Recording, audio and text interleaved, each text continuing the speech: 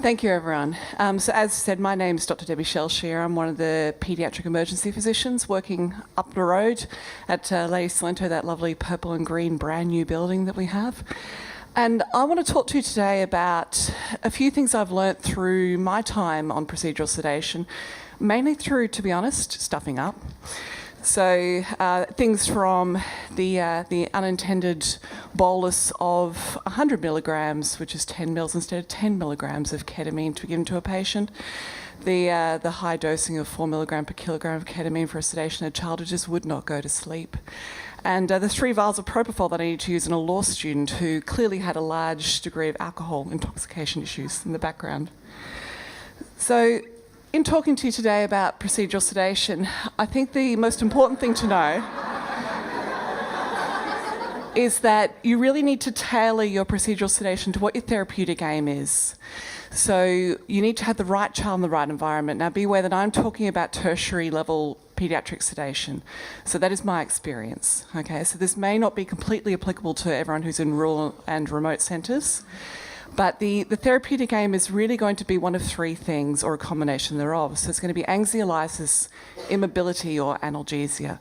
And so you need to look at your cases and determine which one of those aims that you actually do require.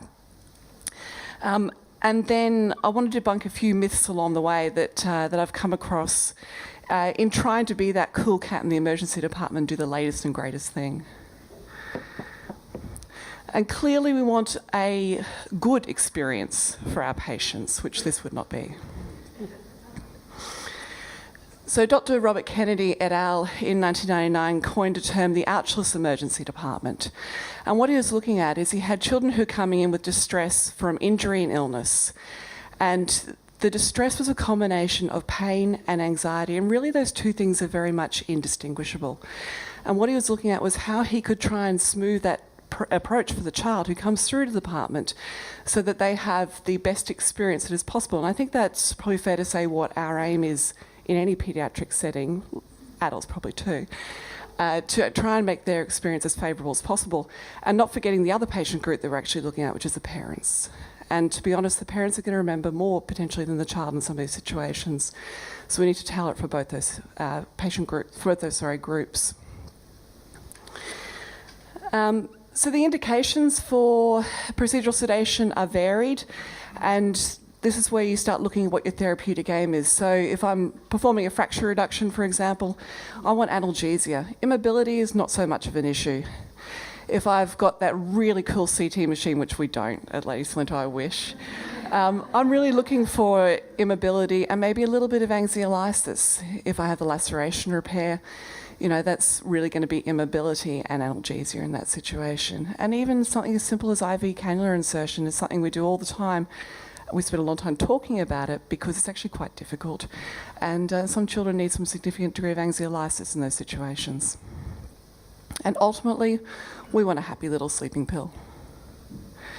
So if everyone can get out their smartphones, I'd like to do a little bit of polling to work out where everyone is in their procedural sedation knowledge. So if you can put in that URL into your phones, hope everyone's got Wi-Fi access. It's a bit.ly at, don't forget the bubbles, proc sed.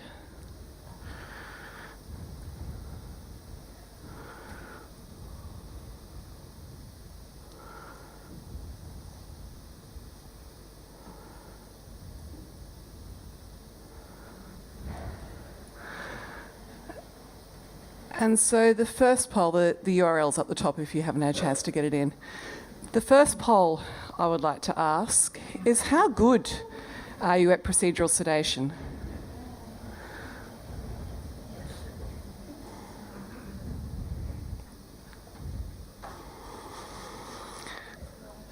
And so we have the numbers coming in with a variety of responses. And clearly there's a few people in the audience who can probably come up here and teach me a thing or two, which I'd love to speak to afterwards. But a whole variety of people who aren't that comfortable through to, yeah, they feel like they're going okay.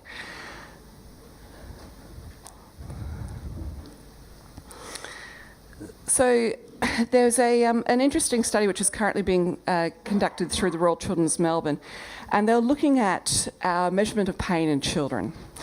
And they used the FACES pain score versus the FLAC score. Now, Di Krellin and Franz Babel are the ones who are heading this up, and it's just being published at the moment.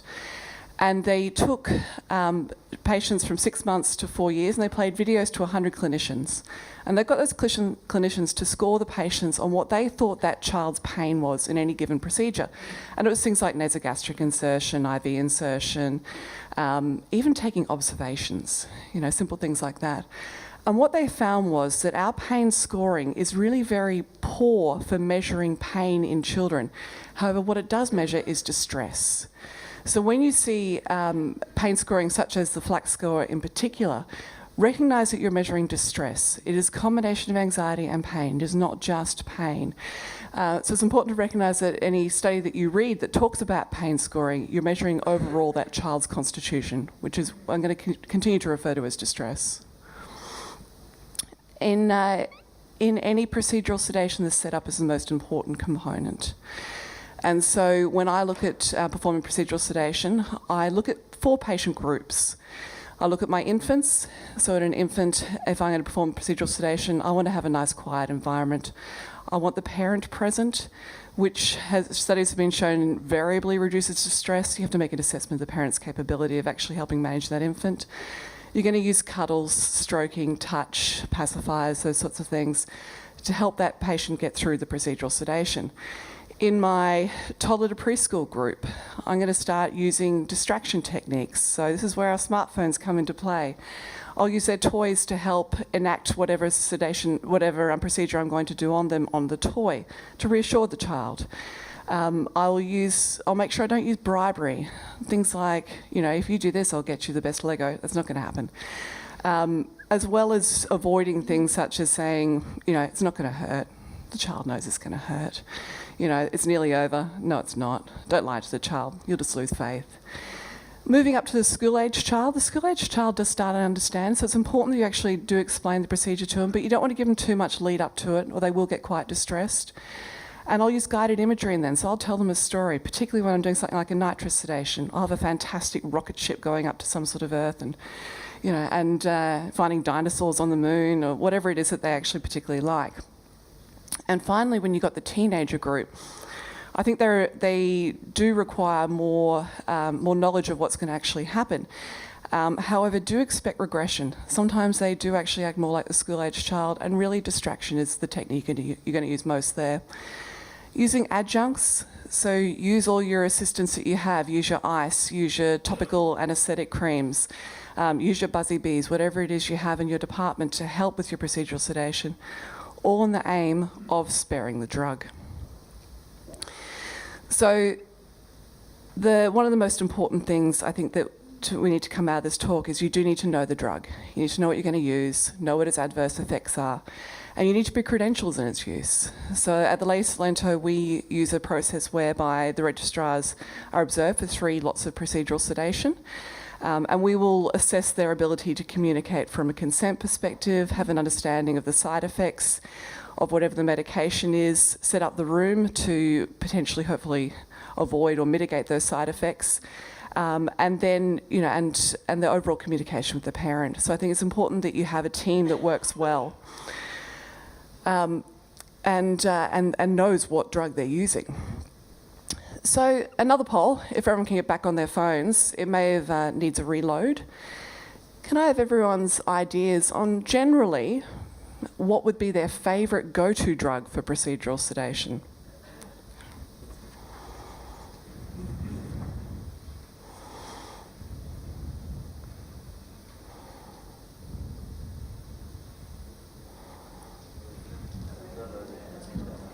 That's not coming up, sorry. Let me give you a second. There we go. Hopefully it's all working now.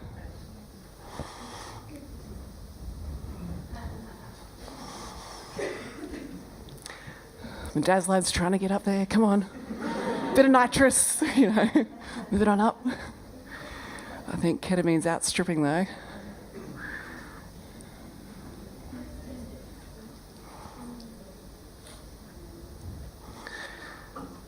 So a fairly interesting spectrum of responses, but not unexpected. Ketamine is by far the thing that we are most familiar with, and it's a very safe drug. So let's just take that information that we've got, and we'll go on to a couple of cases. So case one I want to look at is something that I think we see very commonly in our emergency department. We have a 2-year-old child. They fall off the back of the sofa, hit their head on the tiles. They have a brief loss of consciousness, couple of vomits associated with it. Now they're just a bit sleepier than normal, and you use your clinical decision rules that Franz Babel talked about yesterday, maybe pecan perhaps, and decide that you want to CAT scan this child's head. So the question is, how would you like to scan this child's head? What sedation technique do you favour?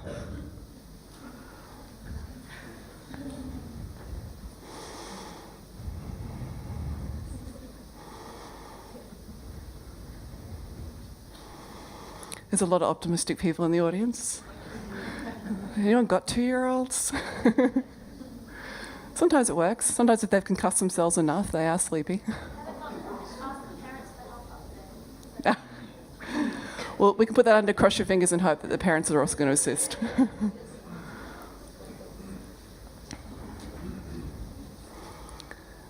So an interesting spectrum of results. I'm currently developing a work instruction for Lady Salento because we've had a lot of issues with this, with patients heading around to the CAT scan and then unfortunately waking up on the table and moving, resulting in either repeat radiation doses or just tying up the scanner because they keep going back and forth from the department. And what we're looking at is what is the most effective sedation in these children. And I think the most important thing to start with is to know these children need analgesia. They're going to lie on their head that's potentially been fractured, and there's no way they're going to stay still no matter what you give them other than ketamine, which has analgesic properties, if you just expect them to stay still with some midazolam or something like that. So I give decent analgesia. In a small child, I'd give only fentanyl, for example, at a titrated dose. In this 2-year-old, however, though, I would give some decent analgesia, and then my next go-to would be midazolam as a first try, okay? So with all these plans for procedural sedation, you need to have a bit of a backup plan as well.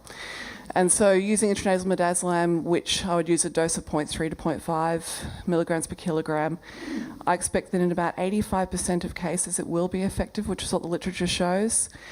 Beware that it stings when it goes in the nose. I give this in the department and then I move the child around because the child is often put off by the fact they just had something stinging put in their nose. At that sort of drug levels, it is a safe drug, and then my back out would be, or I would go to ketamine in that situation. But I'd always try and use a non-invasive if I can in the first instance, because this will wear off much faster than what I'll use for ketamine. And so that's what we've developed as our work instruction for our 6 months to 5-year age group, that we will use midazolam first, unless of course I have a cannula for some other reason, and then we'll probably use ketamine.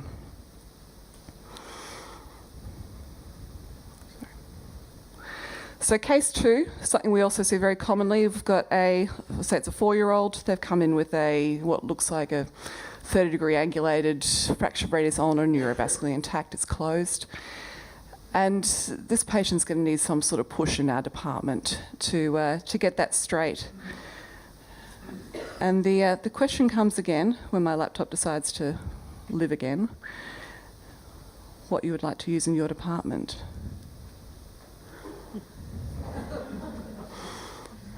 Laptop's alive.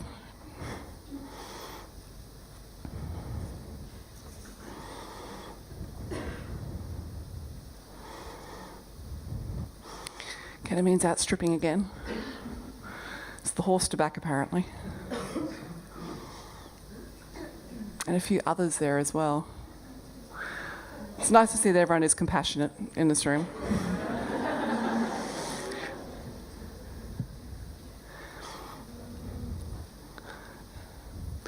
So interestingly, I've been involved in a study. I did my fellowship down at Royal Children's in Melbourne, and we were looking at fracture reduction and the quality of the analgesia of what we were giving the children. And so we devised a cohort study between us and Montreal, and we were looking at fentanyl and nitrous and its efficacy in children in fracture reduction. So forearm fracture reduction. We also looked at upper limb dislocations as well, but there weren't as many patients in that group. And so we had 100 children, and we used a scoring system using both FLAC and FACES pain score, recognising this as measuring distress. And we gave intranasal fentanyl a dose of 1.5 mg per kg, and then nitrous, which could be anything from Entonox, which is your 50-50, or your Quantiflex, which is your 70-30. And we got the patient, the parent, the nurse, and the clinician to score what they thought the patient's pain was, and the clinician and nurse's satisfaction with using the particular analgesia. And we found overwhelmingly the patient and the parent were happy with the analgesia that was used.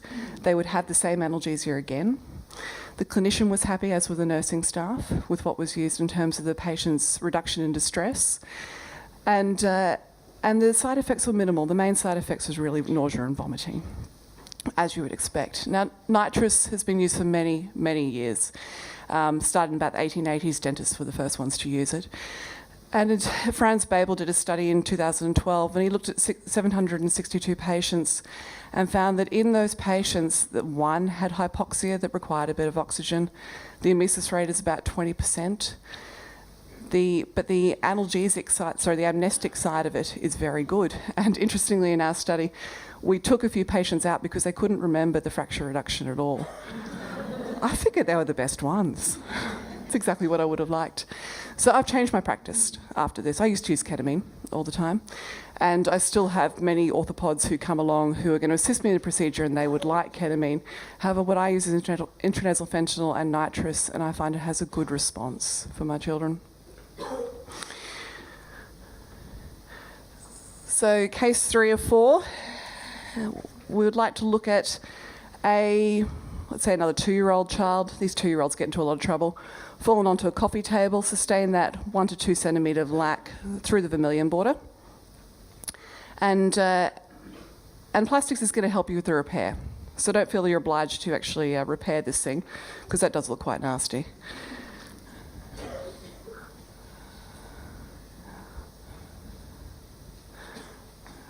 Ketamine once again outstripping all else.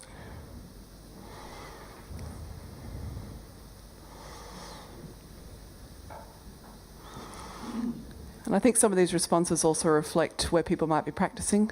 So some people, general anaesthetic is the best thing for that child, which is very understandable. So I would actually opt for ketamine in this situation, which is otherwise known as the old horse tranquilizer. So that child that I gave 4 milligrams to kilogram to, and I still couldn't get that child to sleep, the mother turned around to me and said, "Isn't this a horse tranquilizer?" I went, "Yeah, but not for your child." So ketamine is a very good drug. It's very, very safe, and we've used it for a long time as well. And look, it's got multiple uses, and people are finding more and more as time goes on. So they're now using intranasally for anxiolysis. They're talking about its use in bipolar and depression. And the QAS team use it quite readily for pre-hospital retrieval analgesia when they need to reduce a fracture or a joint or something like that. And it works well. It is safe, but you do need to know what you're doing with it. In under 3-month-olds, there is that risk of increased airway compromise, and so I don't use it in an under 3-month-old. Under 1 is somewhat dubious. There's been some good models in rats and then through to monkeys that it probably does cause more neuronal apoptosis. The question is, was that normal neuronal pruning that normally happens over that first year of life? It's hard to know. But it does advise caution in that age group, and so I always think twice about using it in that smaller age group. Fasting status is hugely controversial, and I must admit I fall down the way of most emergency physicians. I'm doing this for an emergent procedure. I don't believe in fasting my children for emergency procedures. The risk of aspiration is very, very low. And I'm not an anaesthetist, so no, I'm not going to use 4 hours for food and 2 hours for liquids. And I tried to rewrite the ketamine protocol for Royal Children's Melbourne. Unfortunately, didn't get it through because the anaesthetist blocked it. But I don't believe that the fasting times are appropriate for anaesthetics as they would be for an emergency procedure. Dosing. Children who are small will just turn this over with their hepatic first-pass metabolism. So that child who had 4 per kilo, it's not that unexpected. They can do that. So whereas in an adult, you might give 0.5 or less. I don't know. I don't do adult medicine these days anymore, thank God. But you give much lower dosing. So because the adults don't turn it over in the same way. There's been a reasonable study that looked at 125 children in Michigan, cornucopia in the American Journal of Emergency Medicine, and found the optimal dosing for both clinicians and nursing staff to be happy is around about 1.5 milligram per kilogram. Now, I will almost do a test dose in patients to see how they're responding, but it tends to be the dose that I end up falling down to. And remembering that it is a all or none effect. So the sedation works or it doesn't. Once they're dissociated, you don't get no further benefit from it. So the last case I'm going to look at very quickly is a 13-year-old child who's referred to your centre from another peripheral centre. They've sustained a fracture dislocation to their elbow there, and they've had 2 trials at ketamine sedation, and they've failed. And so they've sent to your centre to try and see if you can reduce this elbow for them. It's 2 o'clock in the morning. You're the consultant who's on. How would you like to reduce this elbow?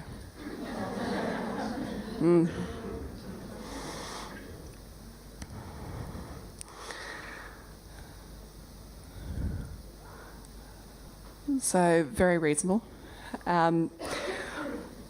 I do absolutely agree that if a patient's had a trial of a sedation and it hasn't worked, why are you trying to reinvent the wheel with the same technique?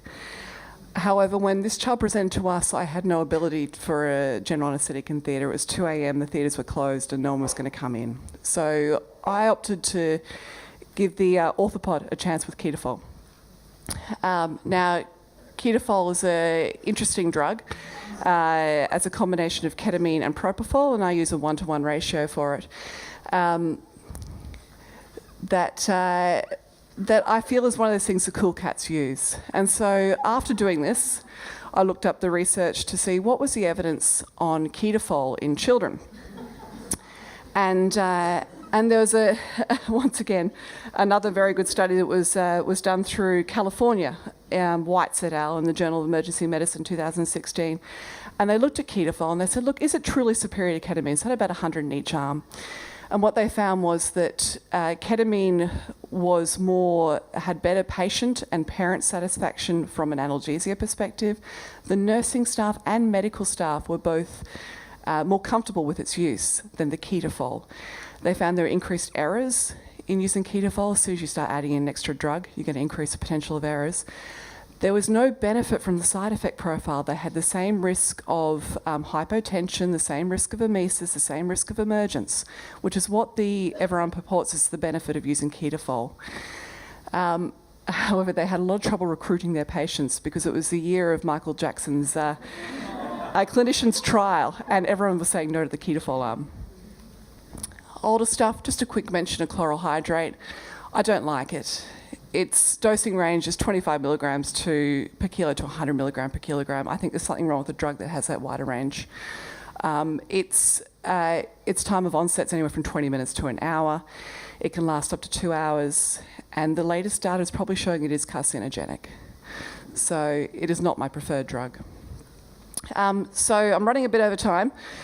So for everyone, I guess just the important points to take home is really that tailoring of your procedural sedation for your therapeutic aim, remembering whether you want immobility, anxiolysis or analgesia, and knowing what you're using and what its side effects are. Thank you.